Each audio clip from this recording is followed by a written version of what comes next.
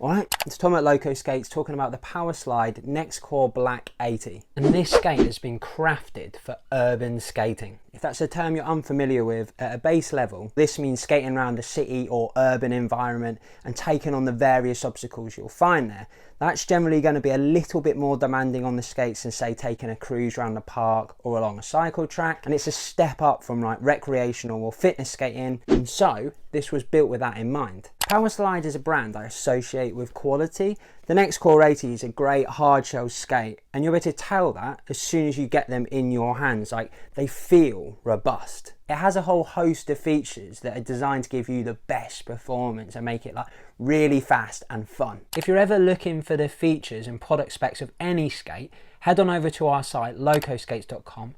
Click the skate you're interested in and you'll find the list of useful product specs under the aptly named section on the right hand side. From the bottom up, it comes with 4 Powerslide 80mm 88A wheels with a round profile and SHR, which is super high rebound and sounds like it might be a feature on a Reebok pump trainer. Basically that means they're not brick hard. There's a bit of softness to them, which means they're going to be grippy, ideal for urban skating where you're going to be going over different types of surfaces and you're not going to want a hard wheel which might potentially slip out. The size means they're going to be fast, and based on my experience with Powerslide, they're going to be durable. I would always prefer the 4 wheels rather than the 3. With the 3 wheels you're going up to like 110mm and it can kind of feel like you're skating on stilts. I prefer the 4.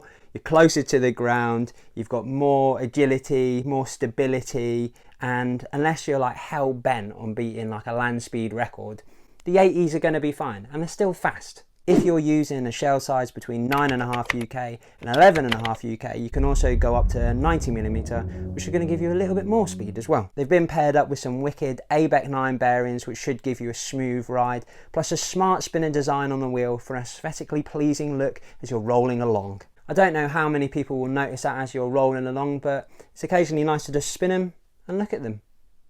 The Elite cast aluminium frame is solid, like it was forged in the fires of Mount Doom for Sauron. Once you start using metal on your products, it feels like you're taking it very seriously. It's lightweight, it's durable, and uses the Trinity free mounting system that creates a little channel and gets the wheels as close to the foot as possible. That gives you brilliant power transfer, which means you're going to be agile. You can generate a lot of speed, which complements the wheels. It's going to give you great stability and balance, and ultimately control. There's 2 frame sizes. If you get a boot anywhere between a UK 4 to UK 9, it's going to be 243mm. If you get a boot that's 9.5 to 11.5 UK, it's going to be 275mm. It uses single frame axles, so you're only going to need one tool to tighten them up or take them out. And they screw in so easily, it's a bit of a luxury. The frame is also compatible with the HABS brake for those of you who are new to it and just need that little bit of reassurance. How do you let your customers know your product is sports tech orientated? You stick a few ventilation holes in it. In this case though, they are actually practical. You've got 2 holes at the back in the heel, 1 on each side of the boot, and 3 on the bottom that's going to keep your foot relatively cool and hopefully stop it from humming if you're going for a long skate session. Now, depending on how wild you get with it, maybe you go through like a little bit of dirt, maybe you fancy darting through a water feature, some gravel or something like that, you might find that it flicks up into the boot. There is the footbed in there, there is the liner of course to protect your feet, but it's just something to be aware of. It has a little front bumper that offers protection against knocks, a bit of a glossy toe cap for aesthetics, standard lacing system reinforced with a 45-degree strap. That's going to secure you in place, lock your foot and heel in there, reduce the feeling of a heel lift, which is exactly what it sounds like, that feeling of like your heel coming up and the skate not coming with you. Pair that with the frame, it's going to feel really responsive. If you're not into 45-degree straps, you can easily remove the thing and dash it off. Through a smart but very simple feature, you can easily adjust the height of the cuff depending on how much support or forward flex you want. It's a simple case of unscrewing the cuff bolt, flipping the receiver around and then putting it back together again. It has a Kaiser clipper push and release buckle that's easily adjustable. It also locks in on the receiving end to keep it nice and secure there, and it's got a big beefy buckle protector. I like to do my buckles up pretty tight because I've got skinny ankles like a sparrow, so I crank it right in there. And sometimes you can find that the arms from the cuff actually like go all the way to the other side and you can't go any further and you can't get as tight as you like. If you want to get it tighter, there's little ridges on the inside of those arms where under the supervision of an adult, you can cut them away and be able to get it a little bit tighter. If you cut a load away, it's also going to give you more forward flex. Obviously, if you cut it, you can't put it back on though, so be wary of that. Now, Powerslide are calling this the basic dual liner, but I think basic undersells it a little bit. It's actually really good. It's got good internal support around the ankle, good solid supportive cuff, and again, good support on the tongue. It feels like it's medium density with a thinner neoprene toe that's going to give you a bit of stretch and again, ventilation.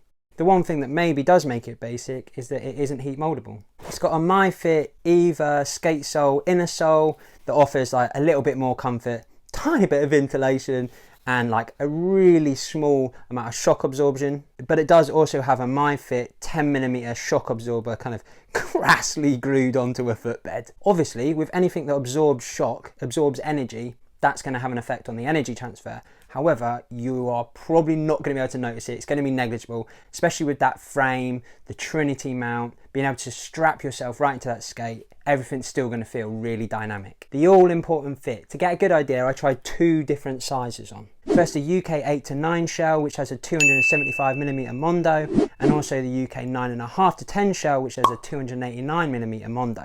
In trainers, I can go from a 9 to a 10. My Mondo is 280mm, and with a premium thinner liner, I can sometimes get into the 8 or 9 shell, which I quite like for that snug performance fit. Not a chance in these 8 to 9 shells, it was brutal. We have a fit scale on the site, and our testers found that they fit half a size smaller, so it's recommended you go half a size up.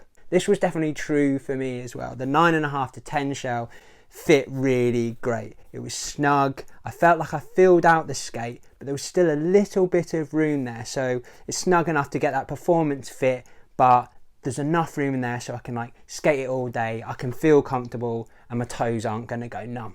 This is going to be a really fun skate, which you'll be able to get a lot out of. Whatever you put in, whatever demands you put on the skate, it's going to respond and allow you to reach your full potential and get the most out of it. This is not limited to urban skating. If you're just up for some leisurely cruising, it's going to be smooth, fast and enjoyable. If you're getting tucked into some city skating with a few obstacles here and there, it's going to give you that responsiveness required, and it can take a knock. At £229.95, this would be considered a mid-range price, but you're getting a top-of-the-line skate trusted by urban skaters of all proficiencies. If that's piqued your interest, head on over to the Locoskates website. We've got a full range of products from urban to aggressive to recreational, all the expert knowledge and all the products you could need.